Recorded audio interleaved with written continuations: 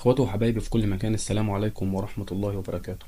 معاكم اخوكم ابو بكر. المصري القديم كل يوم بيبهرنا بشيء جديد، ومن ضمن الحاجات المبهرة ازاي كان بيتم دفن الموتى، وازاي كان بيتم طحنتهم، وازاي كان بيتم عملية التشريح والتحنيط ومعرفة الاعضاء الداخلية. كل هذه الاسئلة لم نجد لها حتى الان من اجوبة، وحيرت العلماء.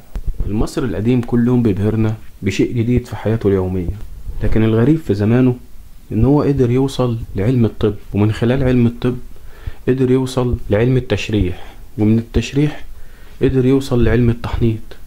لولا معرفته بالطب والتشريح ما كانش وصل للتحنيط. وازاي قدر يعرف جسم الانسان من جوه، ازاي يعرف القلب والكلى والرئة والامعاء. كل ده هنعرفه النهاردة. لكن لا زال سر التحنيط لدى المصريين القدماء سر عجز عنه العقل البشري عن فهمه.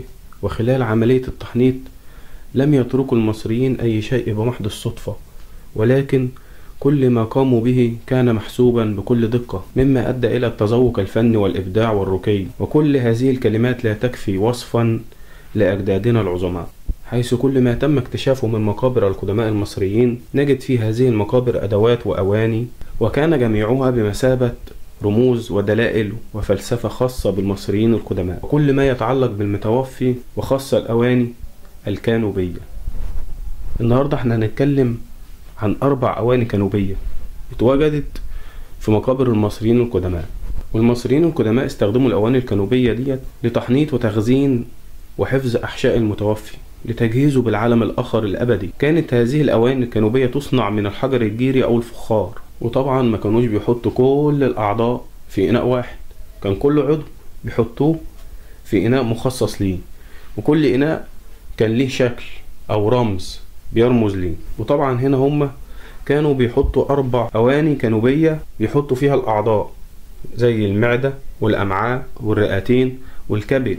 لكن كان في عضو أساسي مهم ما كانش بيتحط في الإناء الكانوبي، وكان بيفضل في جسم الإنسان، هو القلب. كانوا بيسيبوه في جسد الميت لاعتقادهم الراسخ إن القلب مقر الروح. وزي ما قلت لحضرتك إن كل إناء كان ليه شكل. عندك مثلا الإناء اللي على شكل قرد البابون كان بيسمى حابي، وده كان مسؤول عن حفظ الرئة. والإناء اللي كان واخد شكل الإنسان الآدمي كان يسمى أمانست، وكان مسؤول عن حفظ الكبد. والإناء اللي كان واخد شكل ابن آوى ده كان اسمه دوا موت، وده كان مسؤول عن حفظ المعدة.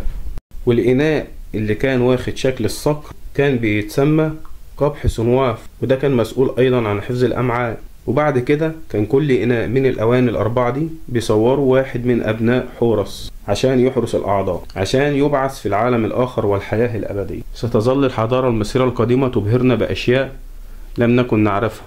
السؤال هنا، إزاي قدر المصري القديم يوصل للعلوم دي كلها في زمانه من 4000 سنة و8000 سنة و7000 سنة؟ لو احنا النهاردة جينا نبص على الإناء الكانوبي ده عشان نعرف ايه اللي جواه مش هنعرف. لازم نستخدم التكنولوجيا الحديثة والإشعاعات عشان نعرف ايه اللي جواه من الأعضاء، لكن هم كان عندهم علم بكل شيء. وبكده وصلنا لنهاية فيديو النهاردة. اتمنى ما تنساش تشترك معانا في القناة وتفعل زر الجرس عشان يوصلك كل جديد. اشوفكم على خير، مع السلامة.